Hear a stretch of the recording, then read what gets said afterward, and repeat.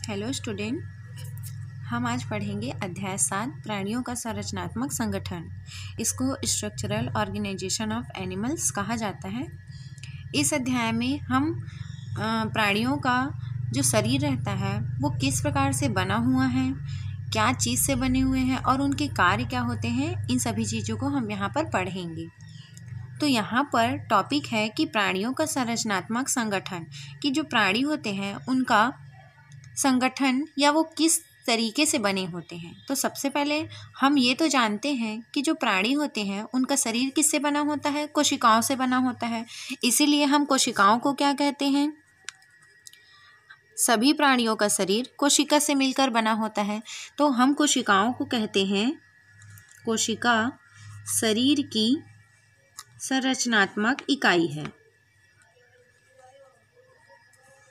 ये है कोशिका का डेफिनेशन। हम इसको बचपन से पढ़ते आ रहे हैं कि कोशिका की परिभाषा क्या होती है। कोशिका शरीर की संरचनात्मक इकाई होती है, मतलब कि शरीर का जो संरचना है वो किससे बना होता है, कोशिकाओं से मिलकर बना होता है।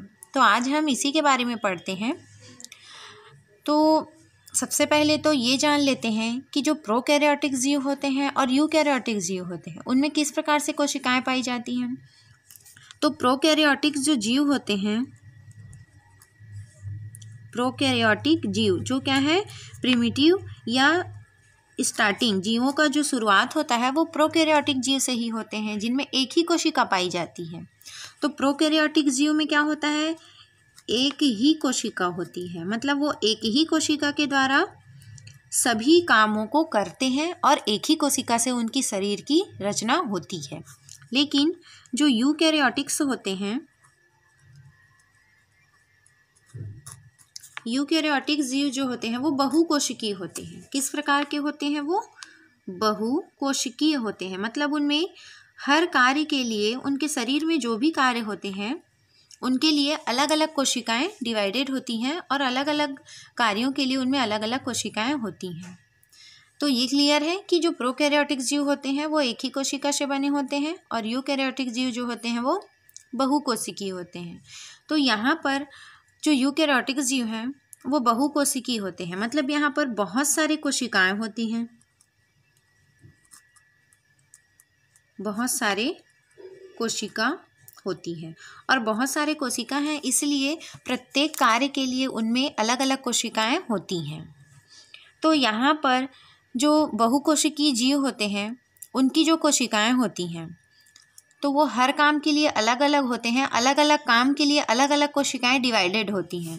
तो उन कोशिकाओं को क्या कहा जाता है, श्रम विभाजन। उनमें जो कोशिकाएं होती हैं, बहुकोशिकीय जीवों की जो कोशिकाएं होती हैं वो श्रम विभाजन कहलाती हैं। श्रम विभाजन का मतलब होता है डिवीज़न ऑफ लेबर, मतलब कि प्रत्येक कार्य के लिए, है ना, प्रत्येक कार्य के लिए कोशिका विभाजित होते हैं। अब प्रत्येक कार्य के लिए जैसे कोशिकाएं विभाजित होती हैं, तो ऐसी कौन कौन सी कोशिकाएं हैं जिनका अलग अलग कार्य होता है। जैसे आप अपने शरीर के बारे में देखें कि हमारे जो शरीर होते हैं उसमें हर काम के लिए अलग अलग कोशिकाएं होती हैं। जैसे हमारे में क्या पाया जाता है, तंत्रिका कोशिका होती है, तंत्रिका कोशिका। तो ये एक समान कोशिकाओं से मिलकर बना हुआ है ना।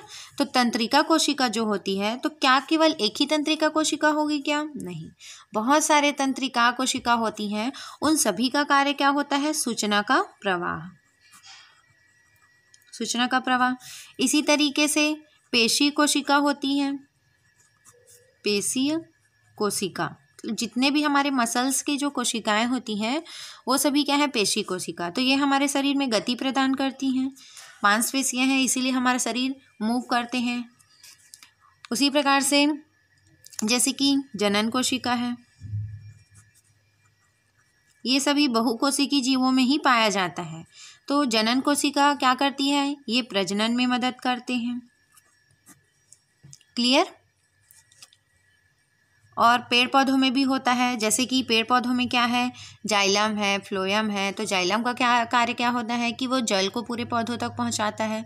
फ्लोएम का कार्य क्या होता है कि वो भोज्य पदार्थों को पूरे पौधों तक पहुंचाता है। तो इस तरीके से सभी जीवों में अलग अलग कार्यों के लिए अलग अलग कोशिकाएं उत्तरदायी होती हैं। इसीलिए उनकी जो कोशिकाएं होती हैं वो क्या होते हैं, डिवीज़न ऑफ लेबर, श्रम विभाजन कहलाते हैं। तो यहाँ पर प्रत्येक कार्य के लिए कोशिकाएं निर्धारित हैं। तो ये जो जनन कोशिकाएं होती हैं, तो बहुत सारे जनन कोशिकाओं का कार्य क्या होता है, केवल प्रजनन ही होता है। तो ऐसी कोशिकाएं जो केवल एक ही कार्य को करते हैं वो क्या कहलाते हैं, ऊतक कहलाते हैं। तो यहाँ पर हम जैसे कि देखते हैं कि सबसे पहले जीवों का जो शरीर रहता है उसका निर्माण किससे होता है, कोशिका से होता है। प्रोकैरियोटिक जीवों में केवल एक ही कोशिका पाया जाता है। एक ही कोशिका से उनमें सूचना भी आएगा, उनमें गति भी उसी कोशिका से होगी, प्रजनन भी उसी कोशिका से होगी, उत्सर्जन भी उसी ही कोशिका से होगी। लेकिन बहुकोशिकी में प्रत्येक कार्य के लिए अलग अलग कोशिकाएं निर्धारित होती हैं। तो कोशिका ये हो गया, सभी का कार्य के लिए हमारे शरीर में अलग अलग कोशिकाएं होती हैं। सबसे पहले हमारे शरीर का निर्माण किससे हुआ था, कोशिकाओं से ही हुआ था। ठीक है। तो इन कोशिका जो एक समान कोशिकाएं होती हैं, जैसे फॉर एग्जांपल के लिए यदि हम जनन कोशिका है तो बहुत सारे जनन कोशिकाएं आपस में मिलकर क्या बनाती हैं, ऊतक का निर्माण करती हैं। कोशिकाएं आपस में मिलकर ऊतक का निर्माण करती हैं।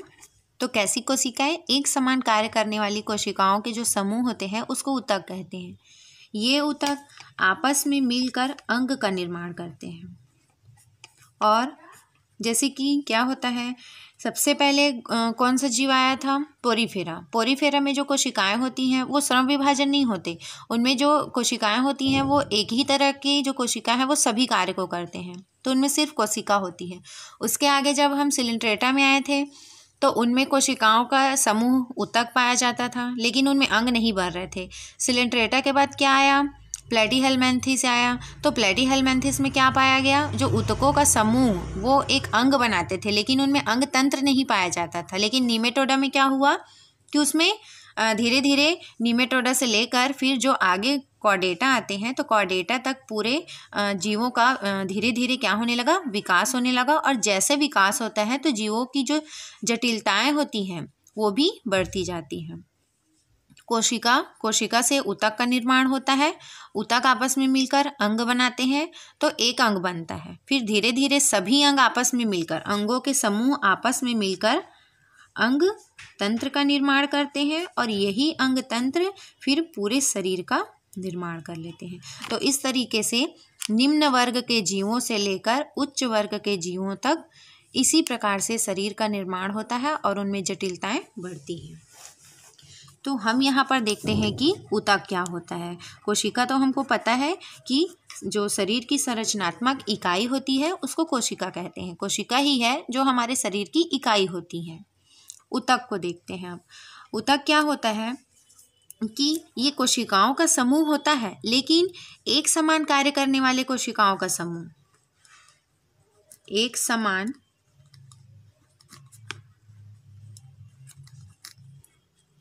कार्य करने वाले कोशिकाओं का समूह होता है।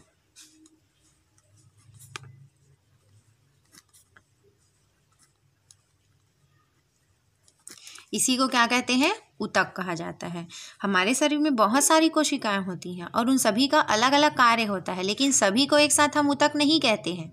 हम उन कोशिकाओं के समूह को ऊतक कहते हैं जो केवल एक ही समान कार्य करते हैं। फिर वो अलग अलग ऊतक एक साथ मिलकर अंगों का निर्माण करते हैं। जैसे कि जनन कोशिका, जितने भी जनन कोशिकाएं हैं सभी का काम है प्रजनन। तो ये क्या बनाएंगे, ऊतक का निर्माण करेंगे। उसके बाद ये इसमें बहुत सारे ऊतक होंगे। ये ऊतक आपस में मिलकर फिर एक क्या बनाते हैं, अंग का निर्माण करते हैं, है ना, जनन अंग का। फिर वो जनन अंग बहुत सारे होते हैं। जैसे कि अगर हम नर जनन अंग के बारे में देखते हैं तो उसमें टेस्टिस होता है, एपिडिडेमिस होते हैं, वास डिफरेंस होते हैं। तो ये सभी अंग हैं। ये अंग आपस में जब एक साथ मिल जाते हैं तो उसको हम क्या बोलते हैं, तंत्र, नर जनन तंत्र कहा जाता है, सभी अंगों को एक साथ। उसी प्रकार से है ये कि अंग से अंग तंत्र बनते हैं और पूरे फिर मिलकर एक शरीर का निर्माण करते हैं। तो यहाँ पर क्लियर है, एक समान कार्य करने वाले कोशिकाओं का समूह को ऊतक कहते हैं। अब ये ऊतक आपस में मिलकर क्या करते हैं, अंगों का निर्माण करते हैं। ऊतक के अध्ययन को हिस्टोलॉजी कहा जाता है। ऊतक के अध्ययन को कहते हैं हिस्टोलॉजी। और इस हिस्टोलॉजी शब्द का सर्वप्रथम प्रयोग, या इसको सर्वप्रथम इस शब्द को किसने उपयोग किया था, मेयर ने किया था। मेयर ने किया था। इसको ऊतक जो है उसको हिंदी में टिश्यू कहा जाता है, टिश्यू। तो इसी टिश्यू के अध्ययन को हिस्टोलॉजी कहा जाता है और इसका सर्वप्रथम इस शब्द का उपयोग मेयर नामक वैज्ञानिक ने किया था। अब ऊतकों से किसका निर्माण होता है, अंगों का निर्माण होता है ना। तो अंग जो है वो आपस में मिलकर क्या बनाते हैं, अंग तंत्र बनाते हैं। अंग, तो यहाँ पर जैसे कि अगर हम अंग को देख रहे हैं तो अंग क्या होता है, यहाँ पर जिस प्रकार से एक समान कार्य करने वाली कोशिकाएं आपस में मिलकर ऊतक का निर्माण कर रही थी, उसी प्रकार से एक समान कार्य करने वाले ऊतक आपस में मिलकर अंग का निर्माण करते हैं।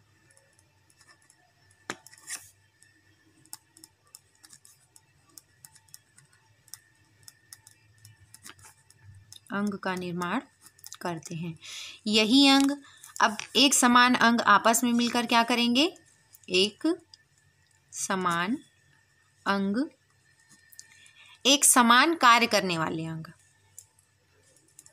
ये सभी मिलकर किसका निर्माण कर लेंगे, अंग तंत्र का। फॉर एग्जाम्पल के लिए जैसे कि अगर हम श्वसन तंत्र, श्वसन तंत्र के लिए बहुत सारे अंग उसमें जिम्मेदार होते हैं। जैसे कि हमारे नोज़ से हम सांस अंदर लेते हैं, फिर वो कहाँ जाता है, हमारे इसमें जाते हैं, ब्रोंकियल्स में जाते हैं, ब्रोंकियल से फिर वो कहाँ जाते हैं, फेफड़ों में जाते हैं।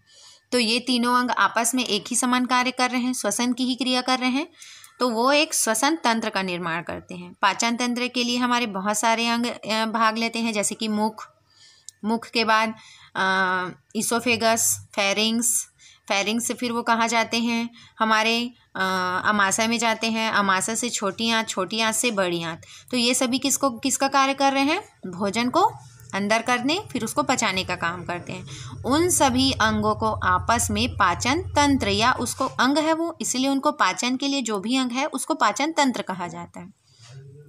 तो यहाँ पर जैसे कि अगर हम एग्जाम्पल में देखते हैं कि एक समान कार्य करने वाले अंग आपस में मिलकर अंग तंत्र बनाते हैं, तो पहला अगर हम देखते हैं जैसे कि श्वसन तंत्र। श्वसन तंत्र, श्वसन के लिए जितने भी अंग क्या करते हैं, कार्य करते हैं, तो ये अंग क्या करते हैं, गैस एक्सचेंज करते हैं, गैस एक्सचेंज में मदद करते हैं। अब कौन कौन से अंग हैं जो गैस एक्सचेंज में मदद करते हैं, जैसे कि हमारे नोज है ना, और लंग्स, फेफड़ा।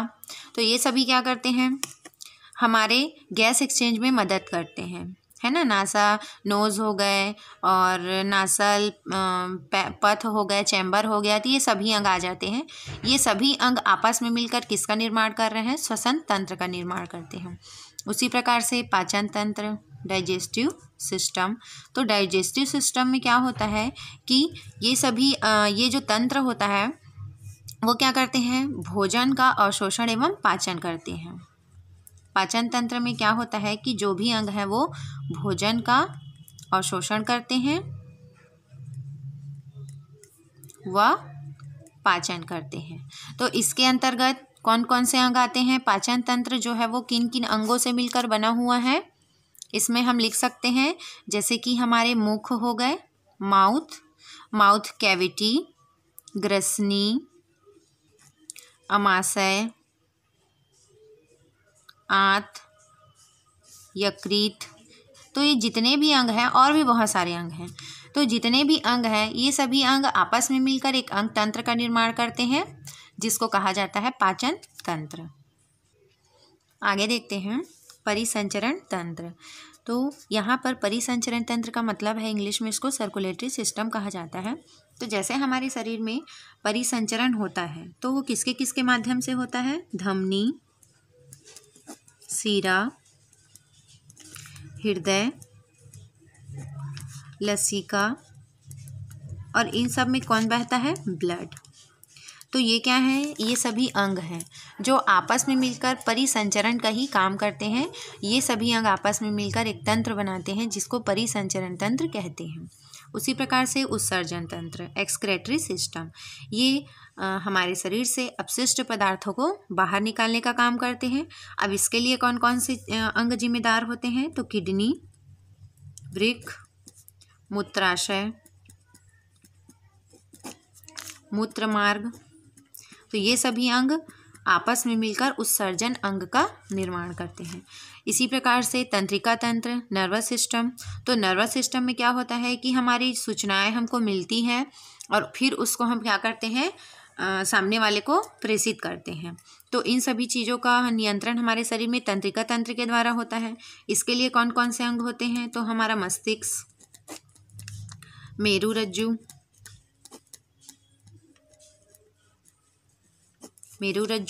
है ना। तो इनसे जो तंत्र निकलती हैं उन सभी अंग को, ये अंग क्या कहलाते हैं? तंत्रिका तंत्र कहलाते हैं। प्रजनन अंग क्या करते हैं? रिप्रोडक्टिव सिस्टम, ये प्रजनन में भाग लेते हैं। और प्रजनन में भाग लेते हैं तो इनमें कौन कौन से अंग पाए जाते होंगे? तो जैसे कि नरों में अलग पाया जाता है और मादा में अलग पाया जाता है ना। जैसे कि नर में अगर हम बात करेंगे, नर में, तो इसमें टेस्टिस होता है, इपिडिडेमिस होता है, वास डिफरेंस, सेमिनल वेसिकल।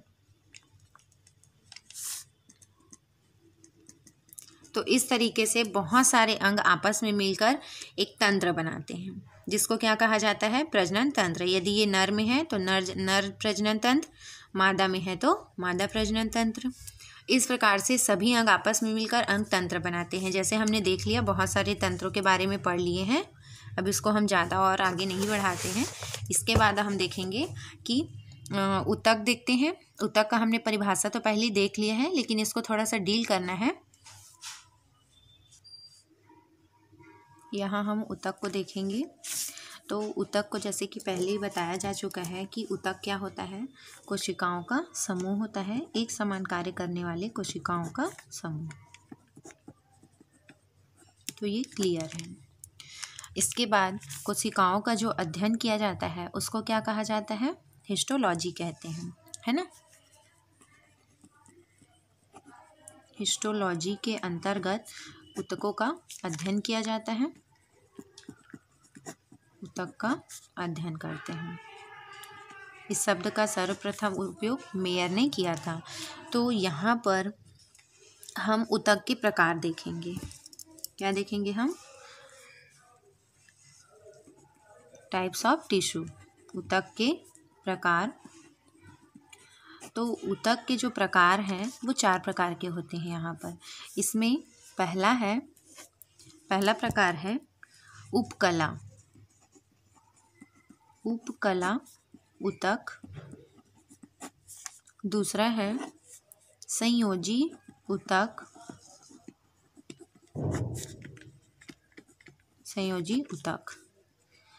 तीसरा प्रकार है पेशीय ऊतक, और लास्ट है तंत्रिकीय ऊतक। तो इस तरीके से हमारे शरीर में जो कोशिकाएं होती हैं वो अलग अलग समूहों में ऊतकों का निर्माण करते हैं, और वो ऊतक 4 प्रकार के होते हैं। पहला है उपकला ऊतक, दूसरा संयोजी ऊतक, तीसरा पेशी ऊतक और चौथा है तंत्रिकीय ऊतक। हम यहाँ पर उपकला ऊतक को देखते हैं।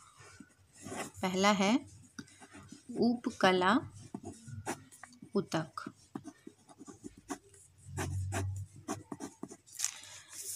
इसको इंग्लिश में इपिथेलियल टिश्यू कहा जाता है।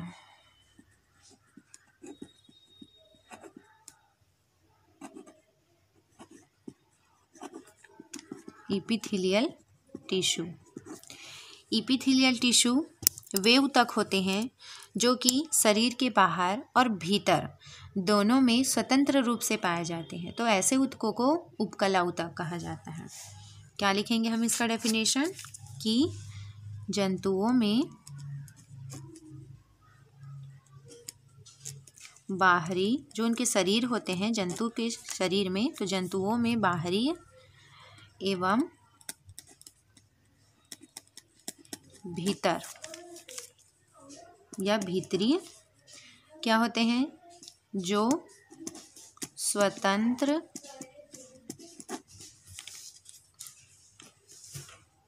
सतहों पर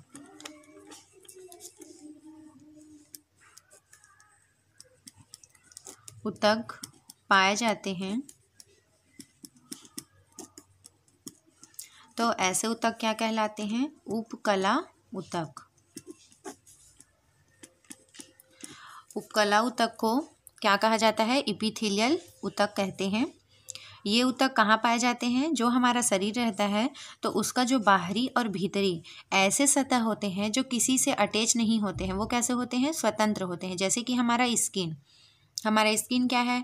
बाहरी सतह है। क्या हमारा स्किन स्वतंत्र नहीं है? क्या वो स्वतंत्र है? वो किसी के भीतर या किसी के अंडर में नहीं है। हमारी जो त्वचा है वो बाहरी रूप से क्या है? स्वतंत्र है।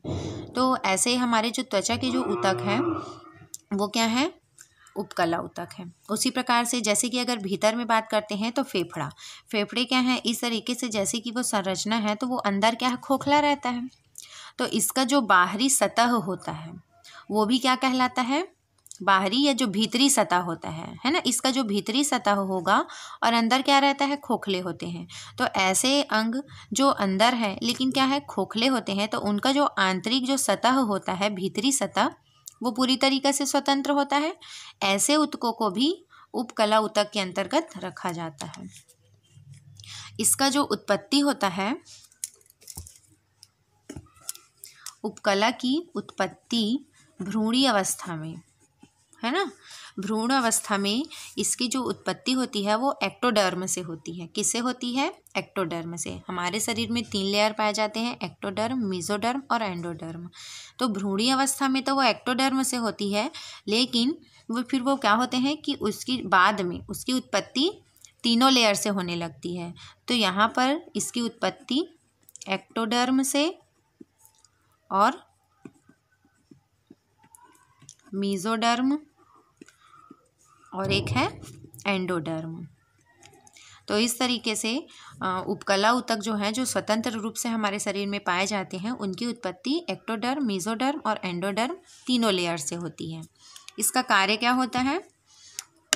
तो जो उपकला ऊतक होते हैं उसका कार्य होता है, जैसे कि हमारा त्वचा एक उपकला है। ये इसका कार्य क्या होता है? ये हमारे शरीर को सुरक्षा प्रदान करते हैं, किसी भी बाहरी सूक्ष्म जीवों को आने से रोकते हैं, किसी भी चोट लगने या दुर्घटना होने से भी हमको बचाते हैं। हमारे शरीर में क्योंकि बहुत ही इंपॉर्टेंट अंग पाए जाते हैं, उन सब की क्या करते हैं? सुरक्षा प्रदान करते हैं। तो इसका कार्य है शरीर की सुरक्षा करना और किसी भी चीज़ को अवशोषण। हमारी जो कोशिकाएं होती हैं वो क्या है? उसमें अर्धपारगम्य झिल्ली पाई जाती है ना, उनमें अवशोषण की क्षमता पाई जाती है। तो वो क्या करते हैं? अवशोषण का भी कार्य करते हैं और स्त्रावण भी करते हैं। जैसे कि हमारे स्किन से जैसे कि पसीनाएं निकलती हैं, तो पसीना क्या है? एक अपशिष्ट पदार्थ है जिसका वो क्या करते हैं? स्त्राव करते हैं। अवशोषण की यदि बात करेंगे तो जैसे कि अगर हम कोई ऑयल वगैरह लगाते हैं या हमारे शरीर में जैसे कि अगर पानी ही है ना, तो क्या होता है कि जो हमारी त्वचा होती है वो उसको अवशोषित कर लेती है और किसी भी चीज़ से हमको सुरक्षा प्रदान करती है। तो ये उसके कार्य होते हैं। उपकला की जो कोशिकाएं होती हैं वो आपस में बिल्कुल क्या होती हैं? सटी होती हैं। जैसे कि अगर ये कोशिका है तो इस तरीके से वो क्या रहेंगी? आपस में पूरी तरीक़ा से वो सटी रहती है, इनके बीच में अंतरावकाश नहीं पाया जाता है। तो ये क्या होते हैं? एक दूसरे से पूरी तरीक़ा से सटे हुए, ऐसी कोशिकाएं उपकला में पाई जाती हैं। और इसके अलावा जो उपकला ऊतक होते हैं उनमें ब्लड कैपिलरीज नहीं पाई जाती है ना, मतलब जो ब्लड कोशिकाएं होती हैं या रुधिर कोशिकाएं अब्सेंट होती हैं। कभी आप देखे हैं कि जैसे कि हमारे त्वचा में अगर किसी भी चीज़ से हमारे कट जाता है या हमको चोट लग जाती है तो कई बार क्या होता है कि उसमें ब्लड नहीं आता है। इसका कारण है कि यदि वो चोट अंदर तक नहीं जाते हैं, है ना, हमारे उपकला तक ही अगर वो सीमित होते हैं तो वहाँ पर ब्लड कोशिकाएं अब्सेंट होती हैं, जिसकी वजह से कई बार चोट लगने के कारण से ब्लड नहीं निकलता है। तो आपको ये याद रखना है कि इनमें अंतरावकाश अब्सेंट होता है। पर लिख देती हूँ, अंतरकोशिकीय अवकाश, ये क्या होता है, अब्सेंट होता है। इनमें ब्लड कोशिकाएं भी नहीं पाई जाती हैं। तो ये इनकी क्या है, मुख्य विशेषता होती है। अब आगे का हम दूसरा ऊतक देखेंगे, संयोजी ऊतक, अगले वीडियो में।